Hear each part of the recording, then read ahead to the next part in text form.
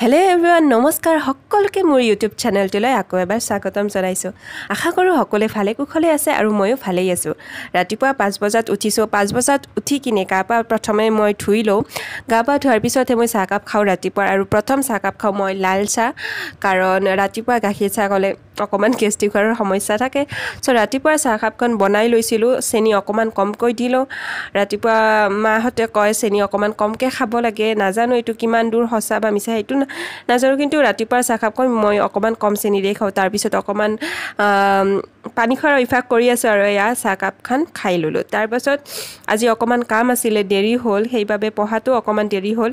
প্ৰথমতে মই ভাবিছো মই মাষ্টাৰ্ছৰ নোটছৰ সৈতে আৰম্ভণি কৰো নে বিএডৰ নোটৰ সৈতে আৰম্ভণি কৰো।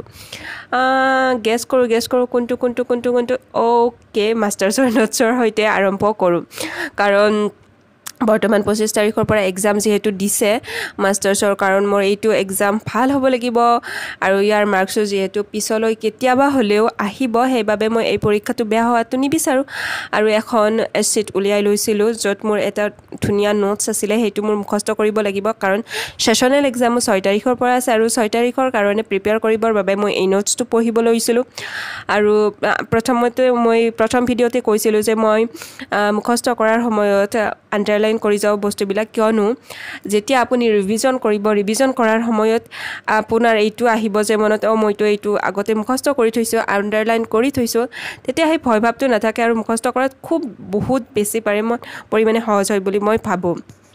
আৰু কোনে ইউজি বা পিজি পঢ়ি থকাৰ সময়ত বিএডৰত প্ৰস্তুতি কৰি আছে মোক জনাবচোন, কাৰণ মোৰতো এইবাৰ ক্লিয়াৰ নহ'ব যেন লাগিছে কাৰণ মই একেবাৰে সময় পোৱা নাই বিএডৰ কাৰণে পঢ়িবৰ বাবে। আৰু এয়া মই নোটবুকত অকমান কিবা লিখি লৈছিলো, কেনেকে মানে কামবিলাক ভাগ কৰি লৈছিলো কেনেকে পঢ়িম, কাৰণ সময় খুব কম আছে আৰু পঢ়িব লগা বহুত বেছি ফাষ্ট চিলেবাছ হয়। মাষ্টাৰ্ছৰো ফাষ্ট চিলেবাছ হয় আৰু বিএডৰ ফাষ্ট চিলেবাছ হয়, সেইটো সকলোৱে জানে।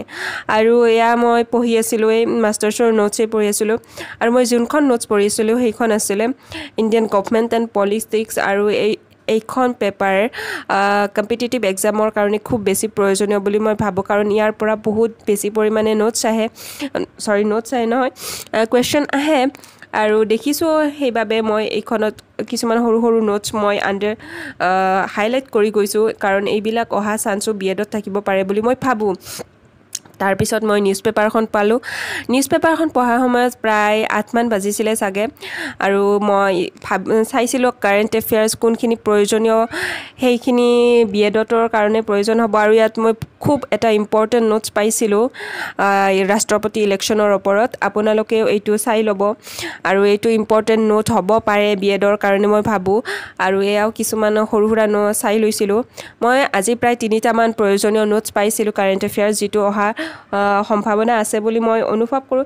তাৰপিছত কলেজ যাবৰ সময় হৈছিলে। কলেজ যাবৰ কাৰণে মই ৰাতিৰ ভাত আছিল, অকণমান ভাতখিনি মই বাদামৰ সৈতে ভাজি লৈছিলোঁ আৰু এনেকৈ খাই মই খুব বেছি ভাল পাওঁ। তাৰপিছত কলেজ যাবলৈ ভিডিঅ' কৰা নহ'ল। কলেজ যাই পোৱাৰ পিছত এইটো সৰু পৰিমাণে এটা ক্লিপ বনাইছিলোঁ আৰু বেছি দীঘল নহয়। তাৰপিছত কলেজৰ পৰা আহিলোঁ, তাৰপিছত ভিডিঅ' কৰাৰ মোৰ একেবাৰে ইচ্ছা নাছিলে, খুব ভাগৰ লাগিছিলে আৰু এই শোৱাৰ সময়ত মই অকণমান ভিডিঅ' কৰি থৈ দিছিলোঁ আৰু এয়াই আৰু বিশেষ ক'বলগীয়া নাই। তাৰপিছত দুপৰীয়া শুই উঠি পঢ়িব লৈছিলোঁ। 4:30 বাজিছিলে নেকি, নে 4 মানে বাজিছিলে, চাবৰ নহ'ল। তাৰপিছত আজি গধূলি মই বিএডৰ নোটছখিনি অকণমান পঢ়িবলৈ চেষ্টা কৰিছোঁ। ভিতৰত থকা নোটছবিলাক দেখিলে মোৰতো একেবাৰে বেয়া হৈ যায়, কাৰণ ইমান চিলেবাছ আছে। এইখিনি দেখিলে বহুত বেছি ভয় লাগি যায় আৰু যে কমপ্লিট কৰিব পাৰিম তাৰ আশা খুব কম মই দেখা পাইছোঁ।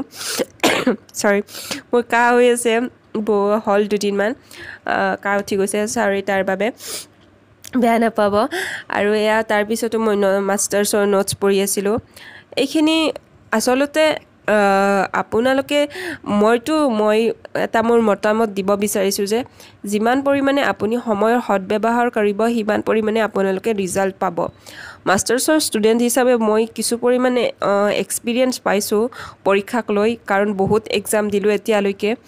শেষলৈকে যেতিয়াই আমি নোটছবিলাক থৈ দিওঁ পৰীক্ষাৰ আগত পঢ়িম বুলি, তেতিয়া শৰীৰৰো কষ্ট হয়, তাৰ প্লাছ মূৰৰ কষ্ট হয় আৰু পঢ়াও নহয় একেবাৰে যে সো মই যিমান পাৰোঁ সকলোকে কৈছোঁ যে পৰীক্ষাৰ আগৰ পৰাই পঢ়িবলৈ চেষ্টা কৰক যিমান আগৰ পৰা পঢ়িব সিমানেই আপোনাৰ ওপৰত প্ৰেছাৰ কমকৈ পৰিব আৰু ইয়াক গধূলি অকণমান বতাহ দিছিলে কিন্তু মই গাত যে লাগিছিল অনুভৱ কৰিব নোৱাৰিলোঁ কিন্তু একেবাৰে সামান্য পৰিমাণে বতাহজাক দিছিলে আৰু মই এতিয়া আশা কৰিছোঁ এজাক বৰষুণৰ কাৰণ মই ৰ'দটো একেবাৰে সহ্য কৰিব নোৱাৰোঁ আৰু এইখিনিয়ে আছিল শেষৰ video' bye bye thank U